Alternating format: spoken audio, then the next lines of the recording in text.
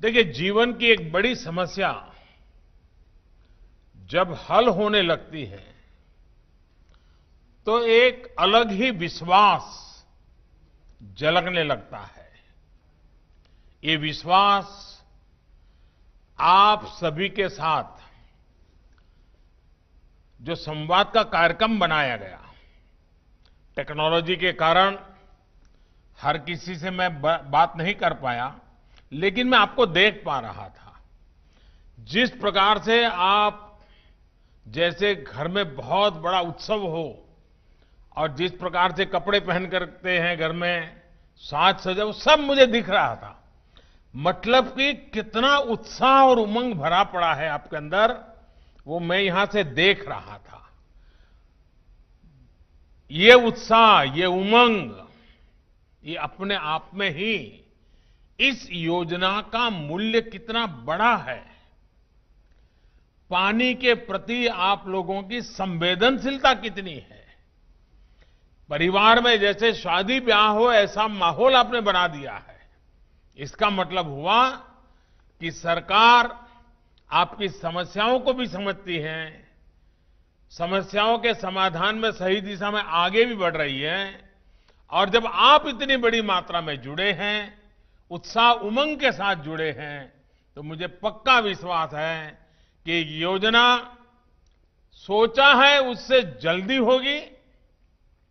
हो सकता है पैसे भी बचा लें आप लोग और अच्छा काम करें, क्योंकि जन भागीदारी होती है तो बहुत बड़ा परिणाम मिलता है। मां विंध्यवासिनी की हम सभी पर विशेष कृपा है कि आज इस क्षेत्र के लाखों परिवारों के लिए इस बड़ी योजना की शुरुआत हो रही है। इस योजना के तहत लाखों परिवारों को उनके घरों में नल से शुद्ध पेयजल मिलेगा। इस आयोजन में हमारे साथ जुड़ी हुई उत्तर प्रदेश की राज्यपाल श्रीमती आनंदीबेन पटेल जी, सोनभद्र में उपस्थित उत्तर प्रदेश के यशस्वी मुख्यमंत्री श्रीमान योगी आदित्यनाथ जी, केंद्रीय मंत्रिमंडल के मेरे सहयोगी श्रीमान गजेंद्र सिंह जी, यूपी सरकार में मंत्री भाई महेंद्र सिंह जी, अन्य मंत्रीगण, सांसद और विधायकगण, विंध्य क्षेत्र के सभी बहनों और वहां पर उपस्थित सभी भाइयों को भी मैं बहुत बहुत अभिनंदन करता हूं। साथियों, विंध्य पर्वत का ये पूरा विस्तार पुरातन काल से ही विश्वास का, पवित्रता का, आस्था का एक बहुत बड़ा केंद्र रहा है। उत्तर प्रदेश में तो कई लोग जानते हैं रहीमदास जी ने क्या कहा था। रहीमदास जी ने भी कहा, जा पर विपदा परत है, जा पर विपदा परत है, सो आवत यही देश। भाई और बहनों, रहीमदास जी के इस विश्वास का कारण इस क्षेत्र के अपार संसाधन थे, यहां मौजूद अपार संभावनाएं थी। विंध्याचल से शिप्रा, वेणगंगा, सोन, महानद, नर्मदा, कितनी ही नदियों की धारा वहां से निकलती है। मां गंगा, वेलन और कर्मनाशा नदियों का भी आशीर्वाद इस क्षेत्र को प्राप्त है। लेकिन आजादी के बाद दशकों तक अगर उपेक्षा का शिकार भी अगर कोई क्षेत्र हुआ है तो यही क्षेत्र सबसे अधिक हुआ है। विंध्याचल हो, बुंदेलखंड हो, ये पूरा क्षेत्र संसाधनों के बावजूद अभाव का क्षेत्र बन गया। इतनी नदियां होने के बावजूद इसकी पहचान सबसे अधिक प्यासे और सूखा प्रभावित क्षेत्रों से ही रही। इस वजह से अनेकों लोगों को यहां से पलायन करने पर भी मजबूर होना पड़ा। साथियों, बीते वर्षों में विंध्याचल की इस सबसे बड़े परेशानी को दूर करने एक निरंतर काम किया गया है। यहां घर घर जल पहुंचाने और सिंचाई की सुविधाओं का निर्माण इसी प्रयास का एक बहुत अहम हिस्सा है। पिछले साल बुंदेलखंड में पानी से जुड़ी बहुत बड़ी परियोजना पर काम शुरू किया गया था, जिस पर तेजी से काम चल रहा है। आज 5,500 करोड़ रुपए की विंध्य जलापूर्ति योजना का शिलान्यास भी हुआ है। इस परियोजना के लिए सोनभद्र और मिर्जापुर जिलों के लाखों साथियों को और विशेष स्तर पर माताओं, बहनों और बेटियों को बहुत बहुत बधाई का ये अवसर है। और आज जब मैं इस क्षेत्र के लोगों से बात करता हूं तो स्वाभाविक है कि इस अवसर पर मैं मेरे पुराने मित्र स्वर्गीय सोनेलाल पटेल जी की भी याद कर रहा हूं। वो इस इलाके की पानी की समस्या को लेकर बहुत चिंतित रहते थे। इन योजनाओं को शुरू होते देख आज सोनेलाल जी की आत्मा जहां भी होगी उनको बहुत संतोष होता होगा और वे भी हम सब पर आशीर्वाद बरसाते होंगे। भाइयों और बहनों, आने वाले समय में जब यहां के 3,000 गांवों तक पाइप से पानी पहुंचेगा तो 40 लाख से भी ज्यादा साथियों का जीवन बदल जाएगा। इससे यूपी के, देश के हर घर तक जल पहुंचाने के संकल्प को भी एक बहुत बड़ी ताकत मिलेगी। ये परियोजना कोरोना संक्रमण के बावजूद विकास यात्रा को तेजी से आगे बढ़ते उत्तर प्रदेश का भी एक उदाहरण है। पहले जो लोग उत्तर प्रदेश के विषय में धारणाएं बनाते थे, अनुमान लगाते थे, आज जिस प्रकार से उत्तर प्रदेश में एक के बाद एक योजनाएं लागू हो रही हैं, उत्तर प्रदेश की सरकार की, उत्तर प्रदेश सरकार के कर्मचारियों की एक छवि पूरी तरह बदल रही है। इस दौरान जिस प्रकार यूपी में कोरोना से मुकाबला किया जा रहा है, बाहर से गांव लौटे श्रमिक साथियों का ध्यान रखा, रोजगार का प्रबंध किया, ये बहुत सामान्य काम नहीं है जी। इतने बड़े प्रदेश में इतनी बारीकी से एक साथ इतने मोर्चों पर काम करना उत्तर प्रदेश ने कमाल करके दिखाया है।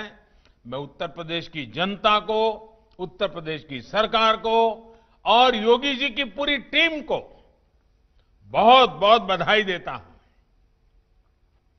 साथियों, हर घर जल पहुंचाने के अभियान को अब करीब करीब 1 साल से भी ऊपर समय हो गया है।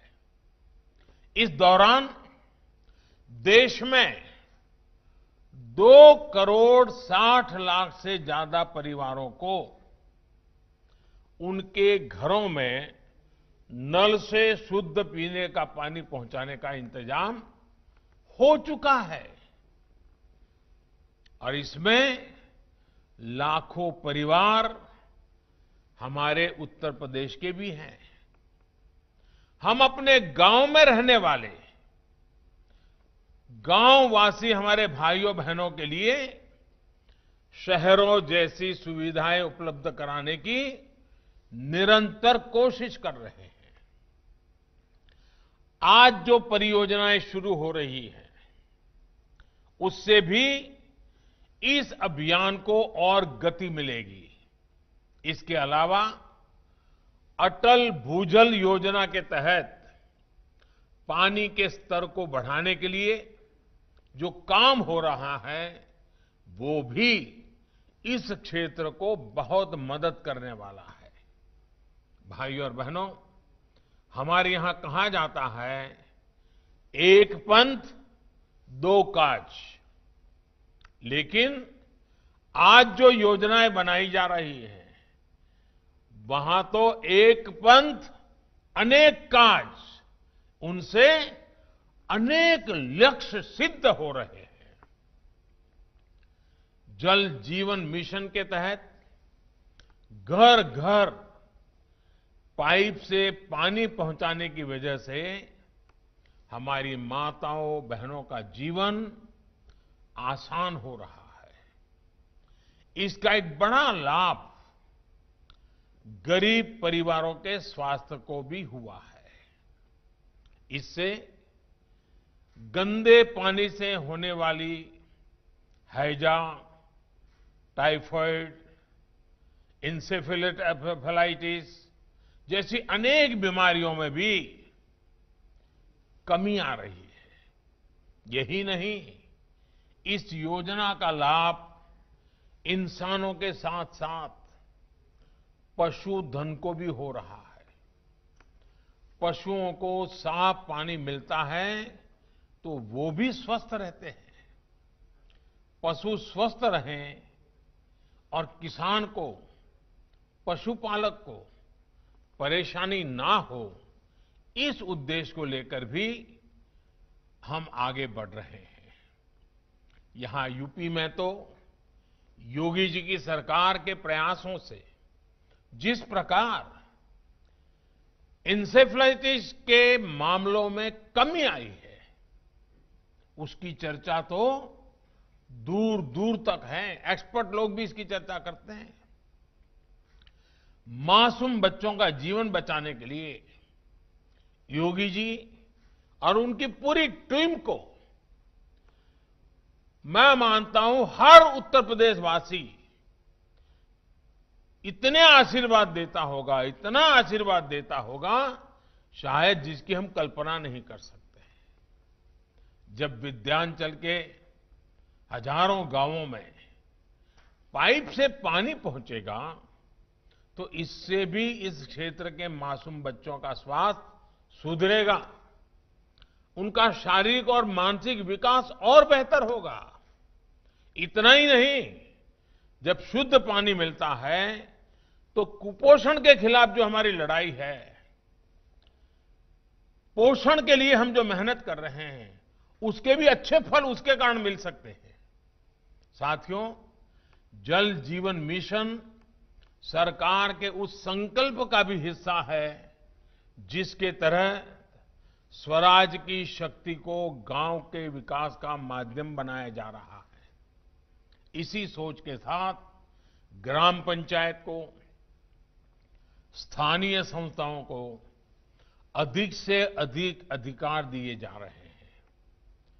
जल जीवन मिशन में पानी पहुंचाने से लेकर पानी के प्रबंधन और रखरखाव पर भी पूरा जोर है और इसमें भी गांव के लोगों की भूमिका बहुत अहम है।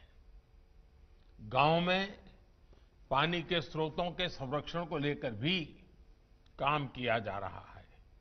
सरकार एक साथी की तरह एक सहायक की तरह, आपकी विकास यात्रा में एक भागीदार की तरह आपके साथ है। जल जीवन मिशन ही नहीं, बल्कि प्रधानमंत्री आवास योजना के तहत जो गरीबों के पक्के घर बन रहे हैं, उसमें भी यही सोच प्रदर्शित होती है। किस क्षेत्र में कैसा घर हो, किस सामान से घर बने, पहले की तरह ये अब दिल्ली में बैठकर तय नहीं होता है। अगर किसी आदिवासी गांव में विशेष परंपरा के घर बनते हैं, तो वैसे ही घर बने। दिल्ली वाले सोचते हैं वैसे नहीं। वहां का आदिवासी जो चाहेगा, जैसा चाहेगा, जैसी उसकी रहन सहन है, वैसा घर बने, ये सुविधा दी गई है।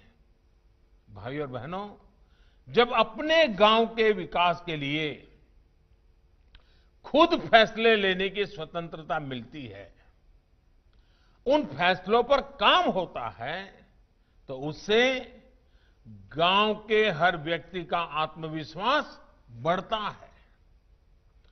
आत्मनिर्भर गांव, आत्मनिर्भर भारत के अभियान को उसके कारण बहुत बड़ा बल मिलता है। इससे लोकल स्तर पर पैदा होने वाले सामान की खपत ज्यादा होती है।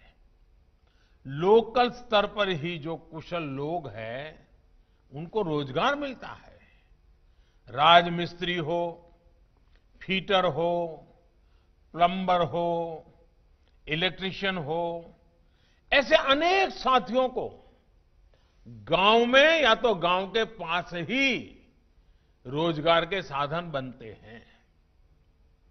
साथियों, हमारे गांवों को, गांव में रहने वाले गरीबों को, आदिवासियों को जितनी प्राथमिकता हमारी सरकार ने दी, उतनी पहले नहीं दी गई। गरीब से गरीब को एलपीजी गैस सिलेंडर देने की योजना से गांव में जंगल से सटे क्षेत्रों को डबल लाभ हुआ है, दोहरा लाभ हुआ है। एक लाभ तो हमारी बहनों को धुएं से, लकड़ी की तलाश में लगने वाले समय और श्रम से मुक्ति मिली। यहां इतनी बड़ी मात्रा में जब माताएं बहनें बैठी हैं, पहले जब हम लकड़ी से चूल्हा जलाते थे, खाना पकाते थे, तो हमारी माताओं बहनों के शरीर में एक दिन में 400 सिगारेट जितना धुआं जाता था। घर में बच्चे रोते थे, मां खाना पकाती थी, 400 सिगरेट जितना धुआं इन माताओं बहनों के शरीर में जाता था। क्या होगा उनके हाल का, उनके शरीर का क्या हाल होता होगा? उसको मुक्ति दिलाने का एक बड़ा अभियान हमने चलाया और घर घर गैस का चूल्हा, गैस का सिलेंडर, ताकि मेरी इन गरीब माताओं बहनों को उन 400 सिगारेट जितना धुआं अपने शरीर में न लेना पड़े, ये काम करने का प्रयास किया है। दूसरी तरफ ईंधन के लिए जंगलों के कटान की मजबूरी भी इससे खत्म हुई है। देश के बाकी गांवों की तरह यहां भी बिजली की बहुत बड़ी समस्या थी। आज ये क्षेत्र सौर ऊर्जा के क्षेत्र में दुनिया में अग्रणी बनते जा रहा है। भारत का अहम केंद्र है। मिर्जापुर का सौर ऊर्जा प्लांट यहां विकास का नया अध्याय लिख रहा है। इसी तरह सिंचाई से जुड़ी सुविधाओं के अभाव में विंध्याचल जैसे देश के अनेक क्षेत्र विकास की दौड़ में पीछे रह गए। लेकिन इस क्षेत्र में बरसों से लटकी सिंचाई परियोजनाओं को पूरा किया जा रहा है। वहीं दूसरी तरफ बंजर जमीन पर किसान सौर ऊर्जा से बिजली पैदा करके अतिरिक्त कमाई कर सके, इसके लिए भी मदद की जा रही है। हमारा अन्नदाता ऊर्जा दाता बने। वो अन्न पैदा करता है, लोगों को का पेट भरता है। अब वो अपने ही खेत में उसके साथ साथ ऊर्जा भी पैदा कर सकता है और लोगों को प्रकाश भी दे सकता है। हम विंध्य क्षेत्र के विकास के लिए हर संभव प्रयास कर रहे हैं, चाहे वो मेडिकल इंफ्रास्ट्रक्चर बनाना हो या फिर इस इलाके में सड़कों का निर्माण। सभी पर बहुत तेज गति से काम चल रहा है। बिजली की स्थिति पहले क्या थी और अब कितनी बेहतर है, ये आप भी भली भांति जानते हैं। भाई और बहनों, गांव में विश्वास और विकास की कमी में एक और बड़ी समस्या रही है, घर और जमीन से जुड़े विवाद। इस समस्या को उत्तर प्रदेश के इस हिस्से में रहने वालों से बेहतर भला कौन समझ सकता है। कारण ये है कि पीढ़ी दर पीढ़ी रहने के बाद उसके बाद भी गांव की जमीन के कानूनी कागज नहीं थे। अगर उनका घर है तो उस घर के संबंध में भी कितना है, लंबा है, कितना चौड़ा है, क्या उसकी साइज है, कागज कहां है, कुछ नहीं था। दशकों से लोग ऐसे ही जीते रहे, समस्या को झेलते रहे, विवाद बढ़ते गए और कभी कभी तो मारधाड़ हो जाती है, गला काटने तक पहुंच जाता है मामला। भाई भाई के बीच झगड़ा हो जाता है। 1 फुट जमीन के लिए एक पड़ोसी के साथ दूसरा पड़ोसी का लड़ाई हो जाती है।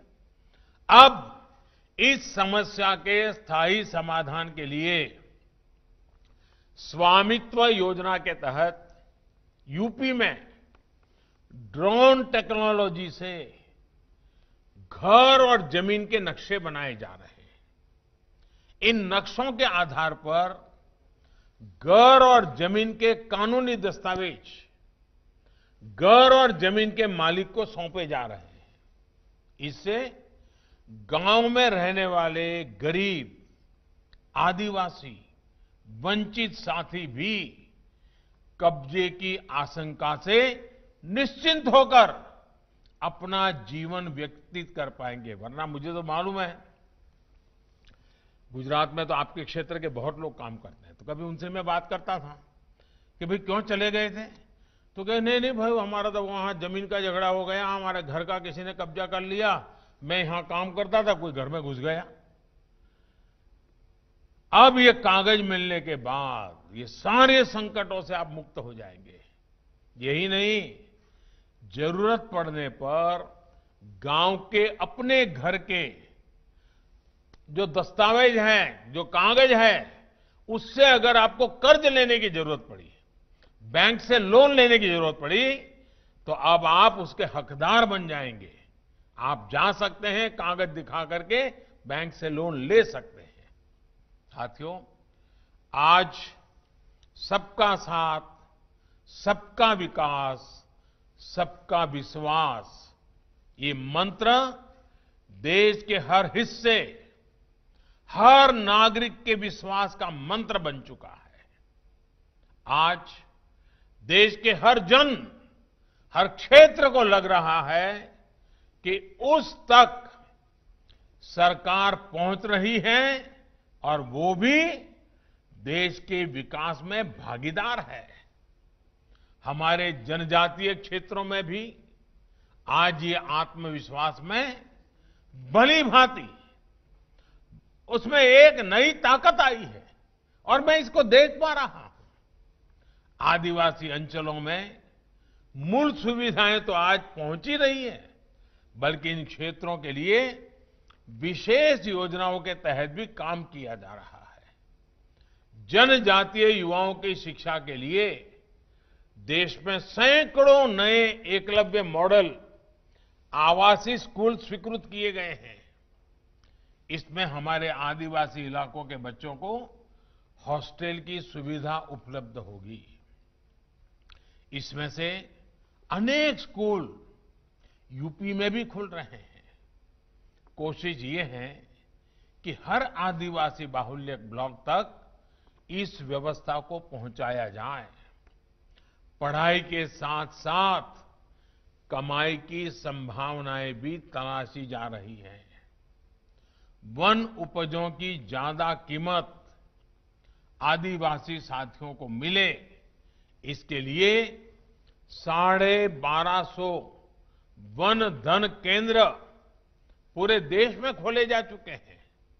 इनके माध्यम से सैकड़ों करोड़ रुपए का कारोबार भी किया गया है।